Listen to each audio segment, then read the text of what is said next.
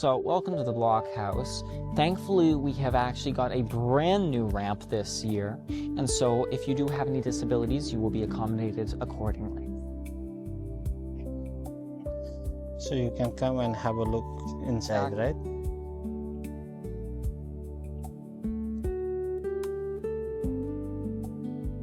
So if you'd like to come and visit us, I'd love for you to come down to 23 Joe's Point Road, and I would love for you to come visit the blockhouse. We are open Tuesday to Saturday, 9 to 5, between the 1st of June to the end of August. So the blockhouse is actually a National Historic Site of Canada. It is actually owned and operated by Parks Canada, but staffed by the town of St. Andrews.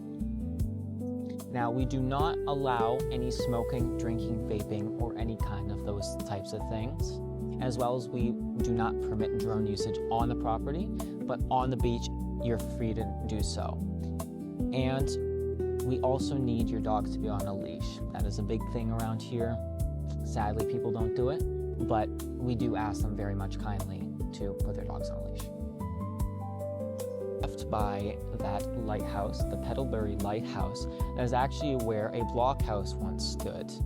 Now, sadly, it's dilapidated down, so it is no longer there, but it's a really beautiful place to visit. Over here are the 18-pounders.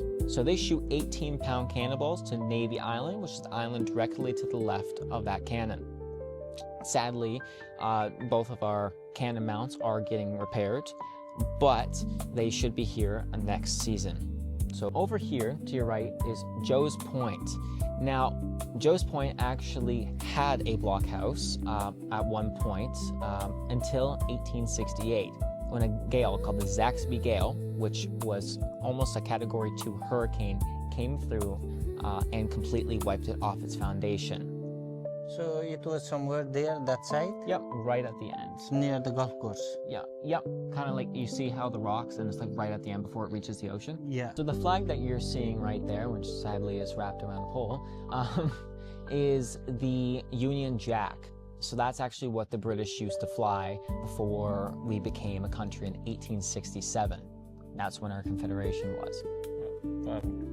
So this is the blockhouse. It was built in 1812 for the War of 1812. There was always 4 men stationed inside, 2 inside, cooking, cleaning, sleeping, those kinds of things. And the 2 men outside would be watching the river for privateers, as well as pirates, and at the time, Americans. So if you come on into the blockhouse, going from left to right, you will see a few things. So from the left, you will see their traditional cutlery as well as their dishes. The plates would be made out of tin as well as the cups, but the welding, so the soft welding, would be lead. So the bed would be made out of a couple of things. The top layer would actually be made out of wool, so a little itchy, but you know, it's still comfortable. And the actual mattress would be made out of feathers or cotton at the time, whichever one was cheaper. So this is the knapsack. It was actually an earlier version of the backpack, and this is what they would have worn going up the St. John River all the way to Kingston, Ontario to fight the War of 1812. Going from left to right, you have their undercoat, so their undershirt, which was made out of linen. Then, in almost the middle, the left side of the middle, is a tri-point bayonet. Now, it was actually banned on both sides of the war because it was so deadly. It would cause a triangular-sized hole in the victim, and it would cause them to either bleed out or succumb to necrosis. Then, into the middle right, you have 2 things. The blue little bottle is actually a canteen, and so that's how they would store their water, or maybe some alcohol if they were really feeling lucky.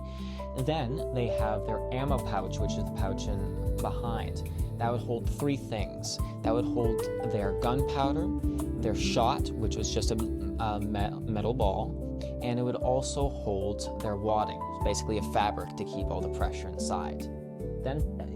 So the coat right there is actually an artilleryman jacket. It was a little bit different than the red coats that they had before, but you did not want somebody to load the cannon who didn't know how to load it and possibly blow it up. So the musket that you're looking at is an original 1812 18-gauge smoothbore brown bess flintlock musket.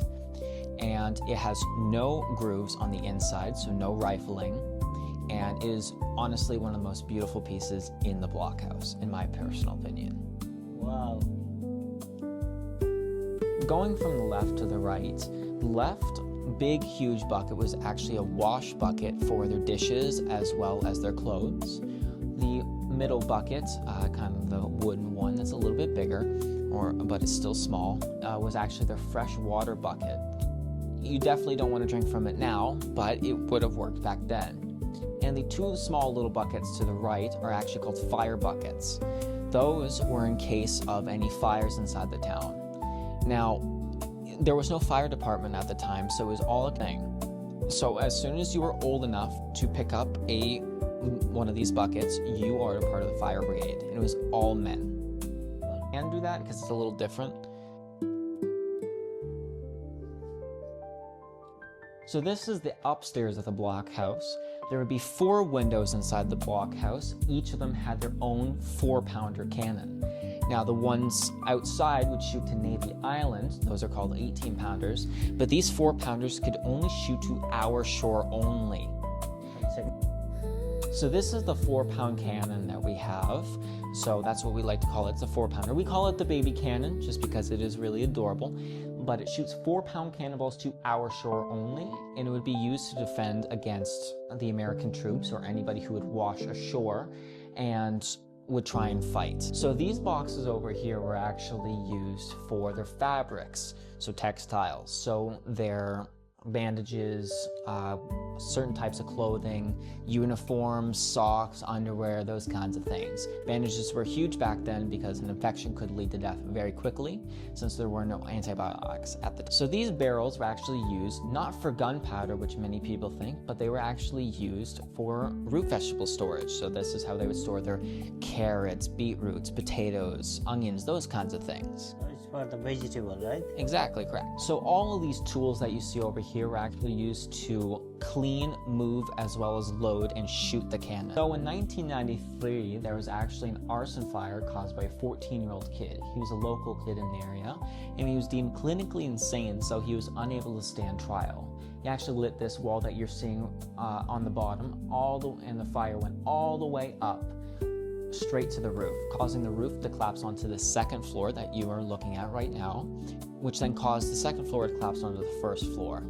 So both floors have been rebuilt, as well as the roof, but all 4 walls of the structure, as well as the main beams, especially on the lower half, are original to 1812, so they are 214 years old. Wow. 214 years. Yes, and the wood itself is actually white pine. It's old growth white pine. So we estimate that when the trees were actually cut down, they were about 200 years old, which makes the wood about 414 years old, so almost half a millennia old. Wow. So we get many people from around the world. I've actually seen people from Australia, Germany, Austria, Hong Kong, you name it. I've pretty much seen everybody from everywhere. I've seen most people from most of the United States. I've probably seen about 40 states worth of people. And I see people of every background, religion, race, whatever. And honestly, these people have been the nicest people I've ever met. And I'm so glad that I have the ability to talk to so many great people. Now, I've seen people come from St. John, Fredericton, all the way up from Bathurst, and a lot of people from Quebec. They absolutely love it down here, and I don't blame them. This seaside town is genuinely one of the most beautiful places I have ever seen.